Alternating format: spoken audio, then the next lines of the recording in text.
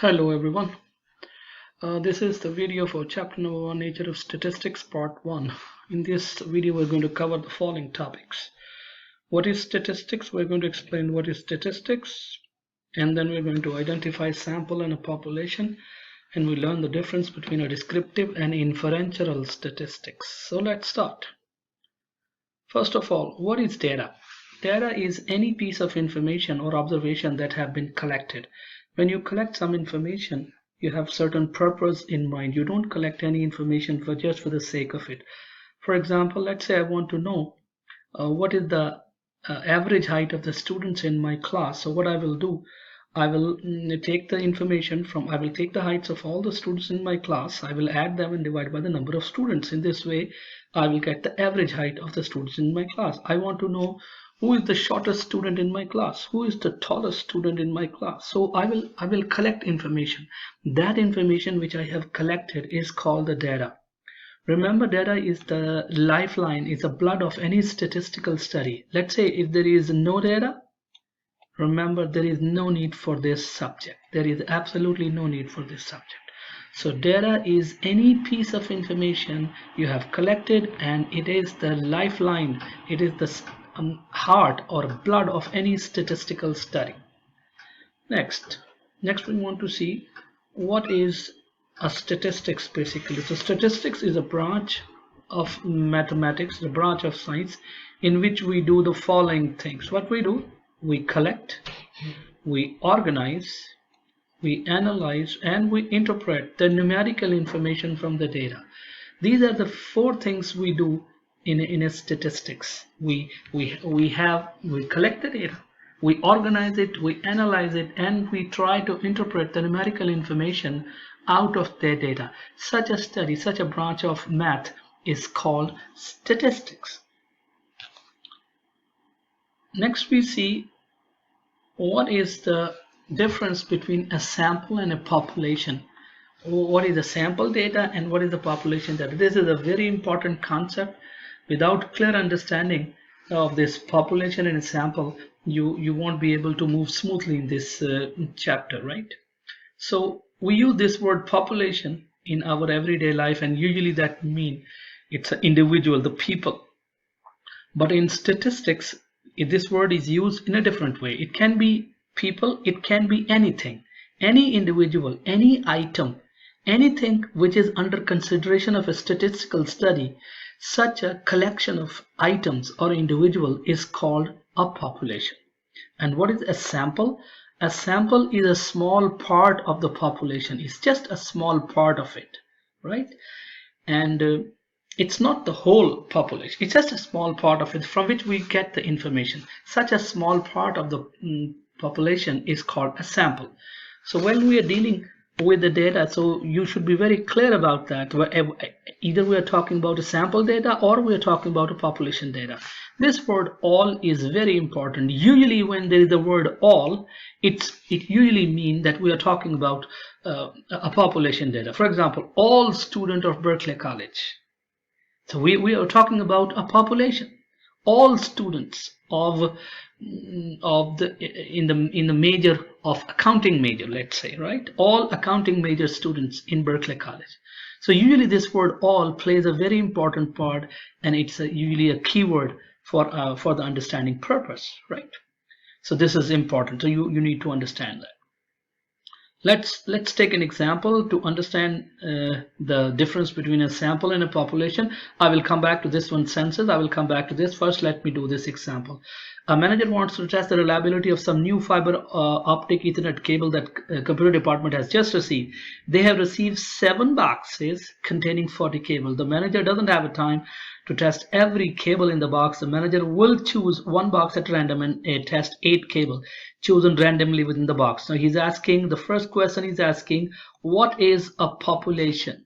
So the population is all cables, right? There are all cables. So there can be all cables, or you can say these are 280. The 7 times 40. There are 7 boxes and there are 40 cables in each box. So this is equal to 280. So these 280 cables they make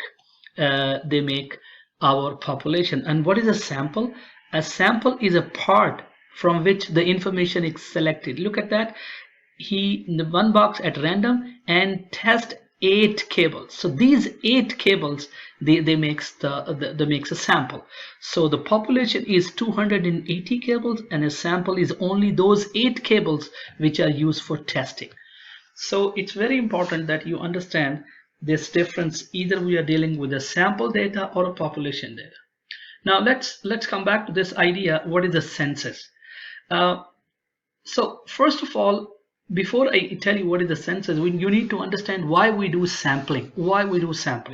Remember, the population in most of the case is large.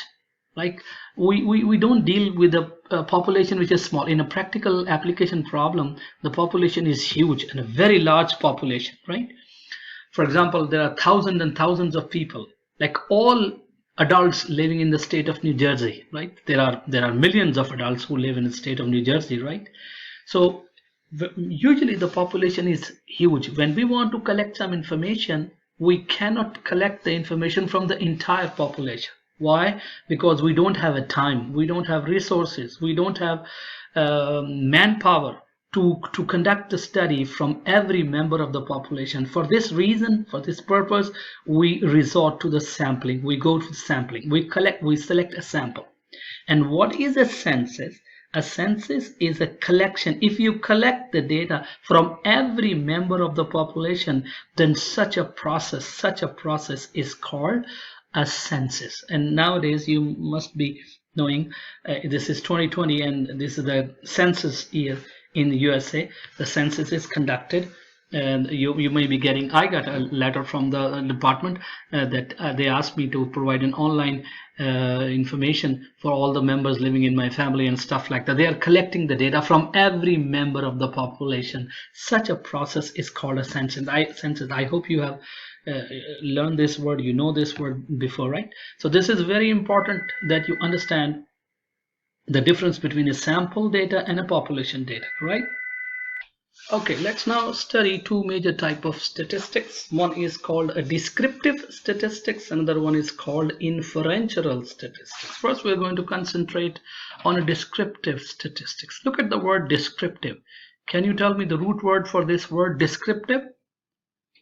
And that root word is a describe. So what we do in a descriptive statistics, we simply describe some important features, some important characteristics of the data. And that description may be in the form of numerical summaries, maybe mean, median, and more, and other stuff. It may be in the form of a table. You may create a table of data, or it may be in the form of a graph, a pie chart, a bar graph. We're going to learn this in this particular course, right? So what is the descriptive statistics? We simply describe some important features of the data. That type of statistics in which we simply describe the important features of the data, such a statistics is called a descriptive statistics. So it's very important that you understand this word, descriptive statistics. Let's go to the word now, inferential statistics. Look at the root word. Look at the root word of the word inferential. It comes from the word infer, right? You see the word infer? And that, if you look at this word infer in the dictionary, it means to draw conclusion. So what we do necessarily in inferential statistics, we take a sample and we use the result of that sample and we extend that result to the entire population. So what we do, we study sample. So what we do in inferential statistics, we study sample. Necessarily we study sample. And then we try to extend, then we try to predict, then we try to conclude something about the population. This is the name of the game called inferential statistics, right? So this word inferential comes from the root word infer, which means to draw a conclusion. And what we try to draw a conclusion, we try to draw a conclusion about the population. So it's very important that you understand the difference between an inferential statistics and a descriptive statistics. Take an example. So this is presidential year 2020, and in a few months' time, you will see some surveys will come, right? One of the important surveying company is a Gallup survey. You remember? I hope you have had the word Gallup, right? A very famous company. They brought a survey and they tell us which candidate is going to win our next presidential election, and most of the time their prediction is correct. What they do they ask every voting person in the United States of America? Do they do that? Think about it. Do they ask every person who can vote in the United States election? The answer is no. What they do, they carefully select us, a part of that population, the voting population, and that population, small part, is called a sample.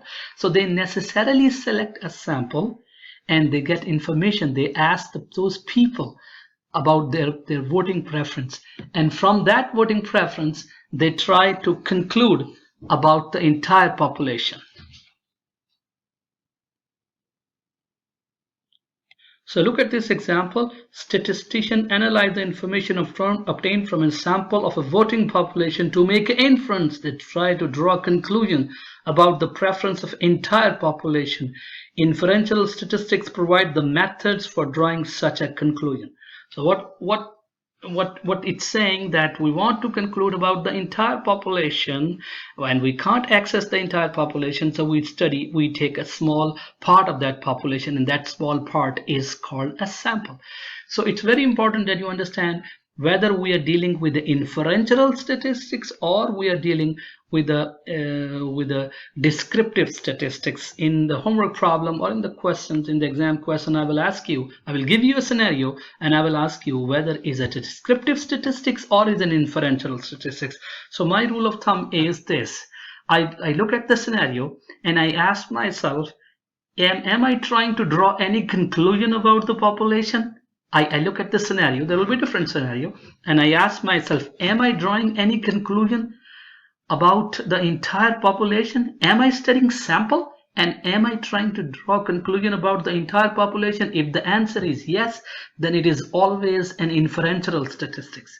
And if I see, no, I'm not trying to draw any conclusion, I'm just trying to describe something. It's just a table. It's just an information I'm trying to give to my audience, to my students. I'm just that description may be in the form of a table, or that description may be in the form of a graph. That's it.